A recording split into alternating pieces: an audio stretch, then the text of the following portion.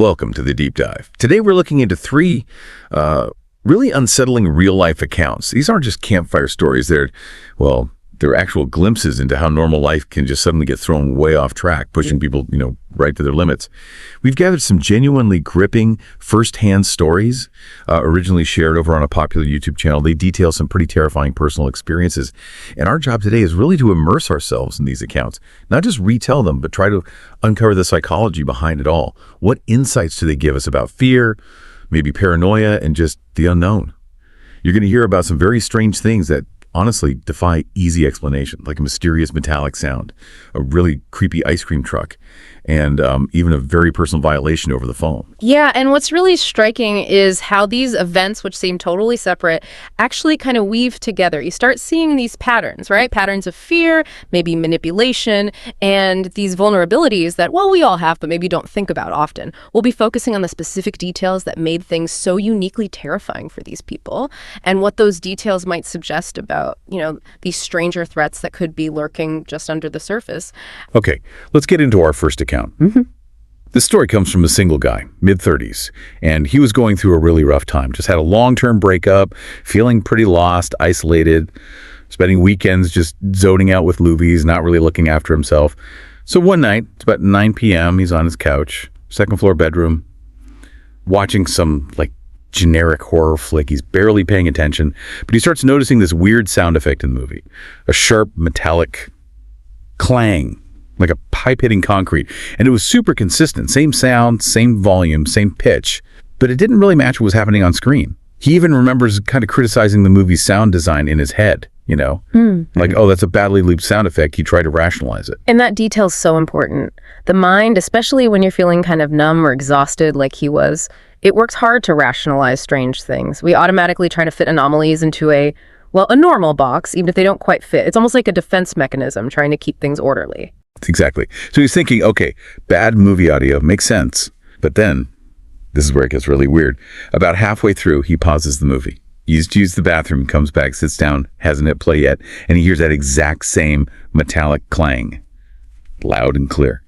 But the movie's paused. The sound was definitely coming from inside his house. He just freezes.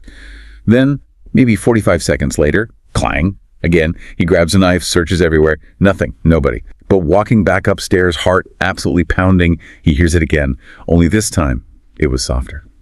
Which maybe suggested it was coming from his own room, the room he just left. So what's going on psychologically there? That shift from it's the movie to it's real, it's here. Oh, it's a huge psychological jolt. I mean, a massive disruption of your reality. Your brain is scrambling because the evidence completely contradicts the explanation you just settled on. And the fact it was softer, that implies distance, maybe movement, directly challenging what he thought he knew, and crucially, his safety in his own space. That realization can be utterly terrifying. And then something clicks for him. He remembers he had a few windows open. Spring night, getting some air in. Maybe, he thinks, maybe the sound is coming from outside the whole time. Yeah. And co. He says he doesn't know why, but that thought scared him even more. So he creeps to the window, peeks through the curtain, and sees this young kid just standing there, middle of his lawn, maybe 20 feet away, holding what looks like a PVC pipe. And the second the kid sees him looking, he just smacks the pipe against a deck chair. That image, wow. It is chilling because it feels like a performance, right? It's calculated. A kid, an ordinary object, but used in this way that creates this really unsettling, inexplicable threat. It plays on that natural hesitation we have about confronting children. It blurs the lines. Is this innocent? Is it malicious? It's designed to confuse and terrorize. Yeah, he felt this rush of fear.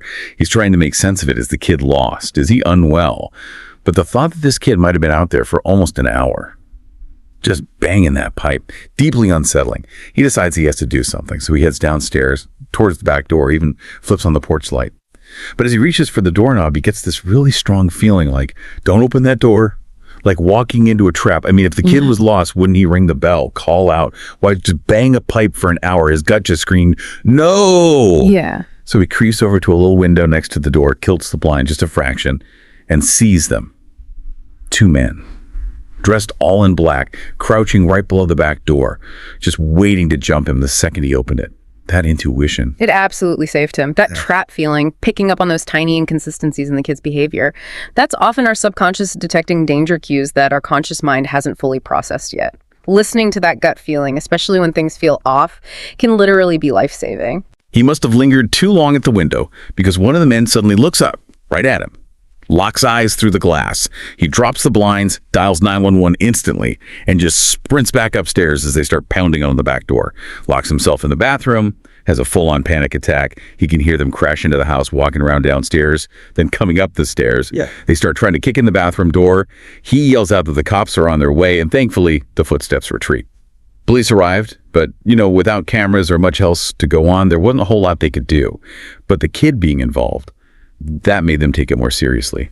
It suggested a level of planning beyond just a random break-in. He moved out eventually, but still wonders about that kid. Was he safe?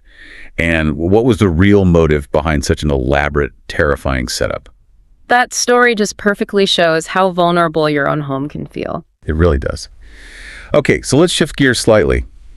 Our next story takes that kind of subtle, creeping unease and puts it out in public. It involves something usually pretty innocent, an ice cream truck. But trust me, there's nothing sweet about this one. This account comes from a college senior, home on spring break, just looking forward to relaxing, working out. It starts early one morning. He's driving to the gym, like 6:30 a.m., quiet residential streets, and he spots something totally out of place. An ice cream truck, parked on the curb, engine off, no lights, looks empty. Now it's mid-March. Still kind of chilly out. All the local kids are in school. There's just no reason for an ice cream truck to be there. He thought it was odd, but, tried to brush it off. Though he also realized he'd never ever seen an ice cream truck in his neighborhood before. Not even when he was a kid. And that's interesting, isn't it? How our sense of what's normal relies on these subtle background cues. An ice cream truck, totally wrong time of year, wrong place. It disrupts that mental baseline. It creates this low-level subconscious feeling of unease. Even if you consciously try to ignore it, it's a signal something's wrong. So he goes to the gym, does his workout, heads home, and the truck is still there. Same spot. Now he's really curious. He mentioned his neighbors were kind of, uptight, and he was surprised nobody had called the cops about it yet. So he decides to circle the block, drives past it slowly, and this time there's a man inside. He described him as having a long, pointed nose, scraggly beard, and the guy just locks eyes with him for a few seconds as he drives by. Our narrator said he felt genuinely unsettled by that look. That eye contact is key. It shifts everything. It goes from being just a weird object out of place to a direct, unsettling human interaction. It makes it personal. And the description of the man combined with the whole weird context just ramps up that feeling of wrongness that this might be a threat. Yeah, he drove straight home after that, feeling like maybe he was being followed. Later that afternoon, he goes out to check the mail. Looks down the street, and there's the same ice cream truck. Parked maybe 3 houses down now, facing away from his house. He knew this wasn't a coincidence. So he goes up to a guest bedroom window that overlooks the street. And he just watches. The truck's still there, but then it starts moving. Every half hour or so, it moved to a different spot on the street. Still there, just moving around. He thought about calling the police, but felt like, what could he say? There's an ice cream truck moving around. He felt he had nothing solid. But curiosity, maybe fear, got the better of him. He finds his brother's old bird-watching binoculars. He focuses them on the truck and sees the man from earlier inside. The man is looking right back at him through his own pair of binoculars. So the second their eyes meet through the binoculars, the man instantly starts the truck and just drives off. Gone. He was horrified. Finally called the police. They said they'd patrol the area. That mutual surveillance, it's a massive violation. And a clear escalation. It's moving way beyond just watching. That's a deliberate show of force, pure intimidation, revealing yourself like that. It's psychological warfare. The goal seems to be less about hiding and more about terrorizing, making the victim know unequivocally that they're being watched and targeted. It's incredibly aggressive. He told his parents what happened. They were concerned, sure, but kind of told them, try not to worry about it now. But that night, around 3 a.m., he wakes up to this faint music, an ice cream truck jingle. Then he hears these soft clicks against his bedroom window. Rocks. He looks out and sees the man from the truck standing in his front yard. And on either side of him, holding his hands, were 2 small children. He immediately wakes up his dad, calls 911 again. But by the time they got outside, the man and the kids were just gone, vanished. Then, about a month later, his mom calls him. Absolutely devastating news. 2 6-year-old twins, a boy and a girl, had disappeared from a neighborhood about 30 minutes away, and his mind just immediately flashed back to that night, to those 2 small figures standing in his yard with that man. That connection, it's sickening. It really is. It just transforms the whole narrative, doesn't it? From creepy stalking to something potentially much, much darker. The questions it leaves about those children, were they involved? Victims themselves? And the motive. It leaves you with this horrible, chilling uncertainty. It suggests a level of calculation and, frankly, a lack of empathy that's profoundly disturbing. Okay, so we've had a coordinated home invasion plan, manipulative stalking. Our final story tonight. It takes the violation to an even more personal level. This last deep dive explores an experience that targeted someone's very identity, their voice, their privacy. It comes from a guy who worked as a sales associate for BMW. Part of his job, right, is answering every call. Could be a client, even unknown numbers. So one night, it's late after 10 p.m., gets a call, unknown number. He lets it ring, calls right back again. Annoyed now, he answers it, expecting, static, maybe a scam call, but instead, after some really thick static, he hears a voice. It's his own voice, a recording from a conversation he'd had with a client earlier that day, talking about pricing, test drive, stuff like that. He just hung up immediately, totally confused, but also deeply uneasy. Yeah, that is incredibly invasive. It's not just about privacy in the usual sense. It's about identity. Hearing your own voice taken out of context, used against you in this unknown, unsettling way. It's profoundly disorienting. It can really mess with your head, your sense of self. Right. His first thought was, maybe the client was messing with him somehow. But he called the client the next morning just to check his sanity, really. Client knew nothing about it. Then the next night, same time, another call. Different unknown number this time. He answers again. And again, static. Then his voice. Another recording from a client call that day. But this time, it was only his side of the conversation. Just his voice. A one-sided call. Okay, now this feels intentional. He barely slept that night. Just consumed by the thought, someone is listening to my calls, recording me. The next week, it became a pattern. A call every single night. A different recording of his voice. He actually started recording the calls himself. And the psychological toll was huge. Couldn't relax. Started checking windows constantly, triple locking doors, leaving lights on, even dragged a chair in front of his bedroom door at night. That just perfectly shows how insidious psychological warfare can be. It's relentless. The repetition, the fact that it's unexplained. It systematically chips away at your sense of safety, your grip on reality, his paranoia escalating, fortifying his home like that. It shows how quickly you can unravel when your personal space is violated so consistently, so invisibly. It's designed to make you doubt everything, even your own mind. He even went to the police, feeling kind of ridiculous about it. But they basically said, look, without a direct threat, without more evidence, there's not much we can do. Which just made him feel even more isolated. Then suddenly the call stopped. For a few days, nothing. But instead of feeling relieved, he said it actually made him spiral even more. He started getting really paranoid, worrying he was maybe predisposed to mental health issues, like his mother who had schizophrenia. He thought maybe he was imagining it all. He ended up changing his phone number. Huge hassle, but he just wanted it to stop. Silence for a few days. Then they started again, on the new number. This time, he didn't hang up. He just spoke into the phone. Said something like, look, I don't know who you are or why you're doing this, but if it's money you want, I've got it. He actually offered to pay them, to leave him alone, give him his address, said he'd meet them. And this voice, distorted by voice changer, just said, 1100, and hung up. That decision. That's the breaking point, isn't it? Pushed absolutely to the psychological edge. Offering money, giving your address.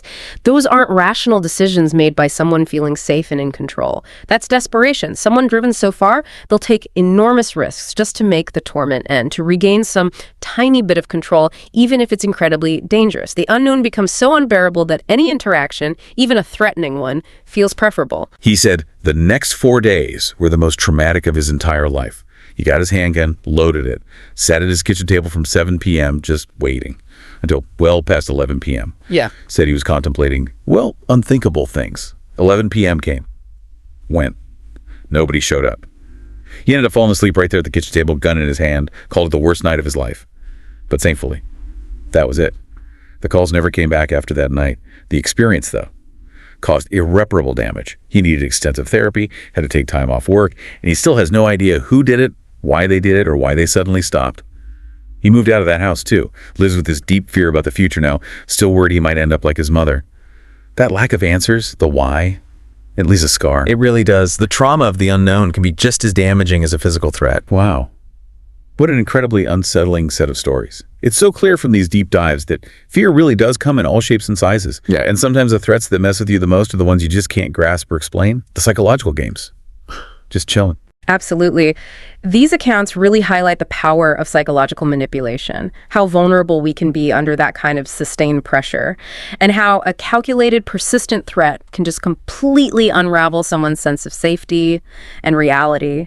It also really hammers home the importance of trusting your gut, right? Yeah. Even when it points to something uncomfortable or seemingly illogical. It really makes you wonder, though, how do you tell the difference sometimes between your own mind maybe playing tricks and a real insidious threat that's hiding right there? And yeah, how do you even begin to recover when you never get the why, when the who stays hidden in the shadows, just leaves you with that fear? Well, thank you for joining us on this deep dive into some truly chilling and unexplained territory. If you found these stories as captivating and frankly as thought-provoking as we did, please do hit that like button, share this deep dive with your friends, and definitely subscribe to our channel, Horror Docs, for more explorations into the unknown. Until next time, stay curious and stay safe.